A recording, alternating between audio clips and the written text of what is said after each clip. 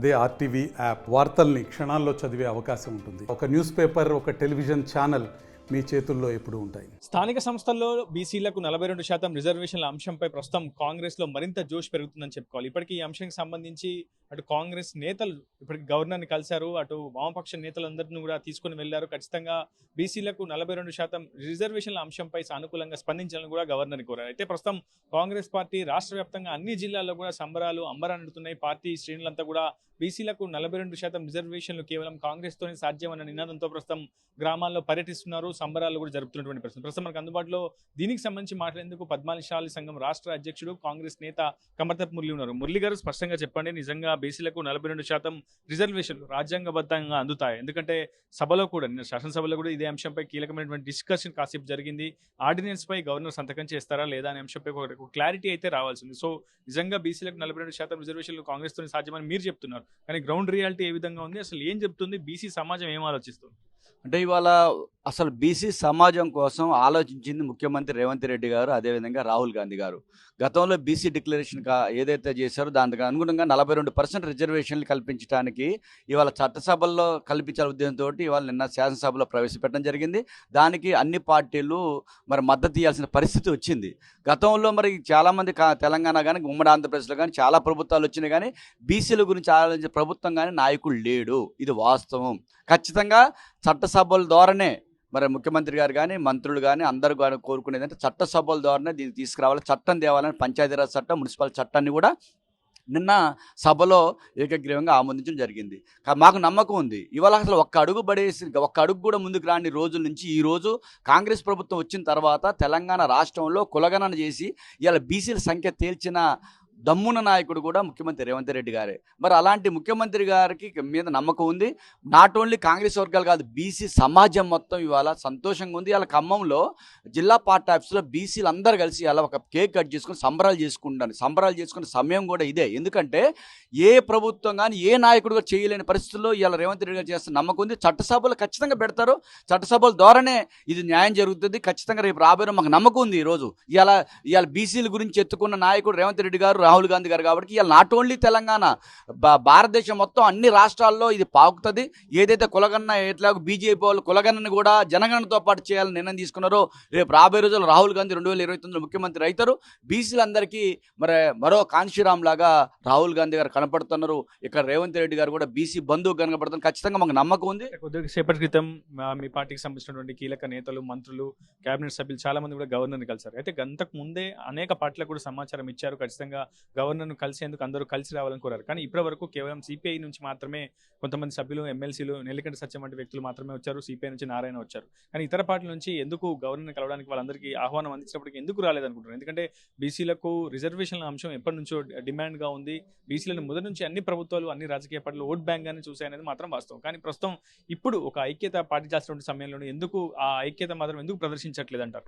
అంటే వాళ్ళకి ఈ క్రెడిట్ అంతా కాంగ్రెస్ పోతుంది అనేది ముందు అది. ఎందుకంటే ఆ క్రెడిట్ ఎవరు చేసే ముందు బీసీకి న్యాయం జరగాలి, ఆ సోయి వాళ్ళకు ఉండాలి. మరి ఎవరైతే విపక్షాలు ఉన్నారో ఇలా మంచి అవకాశం వచ్చినప్పుడు రాజకీయాలకు అతీతంగా చేయాల్సింది పోయి ఒక నాయకుడు అంటాడు, బీజేపీ నాయకుడు, వాళ్ళని తీసేస్తే వాళ్ళు 10% తీసేసి మేము మద్దతు ఇస్తామంటారు. వాళ్ళు ఎవరు? తెలంగాణ ప్రజలు కారా? వాళ్ళు వెనకబడితారు వర్గాలు కాదా? వాళ్ళు బీసీలలో లేరా? అదే ఇంకో నాయకుడు ఇది కాదు పోదు మీరు చేస్తా అన్నాడు. కాదు పోదు, నువ్వేం చేసినావు?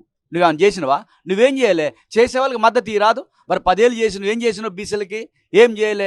రిజర్వేషన్లు అందరూ 2018లో 50% లోబడి ఉండాలని చెప్పేసి నువ్వు చట్టం చేసినావు. మరి ఆ చట్టం చేయకపోతే వాళ్ళు అడ్డంకులు కావుగా. చట్ట సవరణ చేసి అలా మరి ఏదైతే పంచాయతీరాజ్ చట్టాన్ని సవరించాల్సిన పరిస్థితి మళ్ళీ ఇప్పుడు వచ్చింది. మరి చట్ట సవరణ బీసీలకు రిజర్వేషన్ల అంశం పార్లమెంట్లో ఆమోదించబడాలి, కానీ క్షేత్రస్థాయిలో రాష్ట్ర ప్రభుత్వం ఏకపక్షంగా నిర్ణయం తీసుకుంటే సరికాదని కేటీఆర్ కూడా చెప్తున్నారు. ఖచ్చితంగా బీసీలకు సంబంధించినటువంటి రిజర్వేషన్ల అంశంలో ఆర్డినెన్స్ పై సంతకం పెట్టిన గవర్నర్ ప్రస్తుతం మీరు చెప్తున్నటువంటి ఆ అభిప్రాయానికి ఏ విధంగా మద్దతు తెలుపుతారని చెప్పి మీరు అనుకుంటున్నారని కూడా స్వయంగా కేటీఆర్ ఆరోపించారు. మరోవైపు ముస్లింలను రిజర్వేషన్లు కల్పించేందుకే, బీసీల మాటను కల్పించేందుకే అని చెప్పి పెద్ద ఎత్తున బీజేపీ కూడా విమర్శలు చేస్తుంది. సో ఈ విమర్శలన్నింటికి ఏ విధంగా చెక్ పెడతారు? రాజకీయ పరంగా అవసరమైతే పార్టీ పరంగా మేము 42% రిజర్వేషన్లు ఇస్తామని చెప్తున్నారు. నిజంగా సాధ్యమవుతుందంటారా? అంటే అది మాకు ప్లాన్ ఏబీసీ ఉన్నది. ఖచ్చితంగా రేవంత్ రెడ్డి గారికి అవగాహన ఉంది. ఇవాళ ఎవరికైతే న్యాయం జరగాల్సింది బీసీలకి, వాళ్ళు ఉన్న 56% జనాభా ఉంది, రాజకీయంగా వెనకబడి ఉన్నారు, వాళ్ళని ఎట్లా తీసుకురావాలి? ముందు చట్టపరంగా చేయాలి. షెడ్యూల్ 9 చేస్తారా? ఇవాళ గవర్నర్ గారు, రాష్ట్రపతి గారు ఆమోదిస్తారా? ఇవన్నీ పరిణామాలు మనం చూస్తున్నాం. ఇవాళ వాళ్ళకి ఇవాళ కుడితిలో పడ్డ ఎలకలాగా ఉన్నది ప్రతిపక్షాల పరిస్థితి. బీజేపీకి కానీ కానీ కాంగ్రెస్ కానీ. ఇవాళ బీజేపీ వాళ్ళు ఇవాళ బీసీల మీద ప్రేమ ఉంటే ఇక్కడ ఉన్న ఎంపీలు ఏం కొట్లాడలేదండి, పోవాలి కదా. ఇక్కడ మంత్రులు ఉన్నారు, ఎంపీలు ఉన్నారు, 8 మంది ఇచ్చారు తెలంగాణ ప్రజలు, మరి పట్టం కట్టట్లేదు అంటే రేపు వాళ్ళకి నమ్మరు, బీజేపీని నమ్మరు, అదేవిధంగా బీఆర్ఎస్ కూడా నమ్మరు. బీఆర్ఎస్ కూడా ఏదంటే ఇప్పుడున్న పరిస్థితుల్లో మేము దాన్ని ఎటు లేని పరిస్థితుల్లో ఇలా మద్దతు తెలిపారు, కానీ వాళ్ళకి లోపల నుంచి రావట్లే ఆ మద్దతు తెలపడం. ఏదేమైనా కాంగ్రెస్ అయితే ఖచ్చితంగా ఉన్నది. రేపు ఎట్టి పరిస్థితుల్లో ఇలా షెడ్యూల్ 9లో పెడతారా, రాజ్యాంగ సవరణలు చేస్తారా, లేకపోతే గవర్నర్ గారితో రాష్ట్రపతి ఆమోదం తీసుకుంటారా, అవసరమైతే మొన్న కూడా జంతర్ మంతర్ దగ్గర తీసుకెళ్లి మన నిరాహార దీక్ష చేశాం. కాబట్టి మేము కొట్లాడుతాం, ఏదైనా తెలంగాణ కూడా కొట్లాడుతూనే వచ్చింది. బీసీ రిజర్వేషన్ కూడా ఉవ్వెత్తున ఉద్యమం వచ్చేసి రేపు అన్ని రాష్ట్రాల్లో ఈ బీసీ ఏదైతే రిజర్వేషన్ రావాలని చెప్పేసి అన్ని రాష్ట్రాల నుంచి మరి ప్రజల నుంచి వ్యతిరేకత వచ్చిన తర్వాత ఏ ప్రభుత్వం అయినా ఏ బీజేపీ కూడా ఖచ్చితంగా లొంగిపోవాల్సిందే, ఎవరు అతిథులు గారు.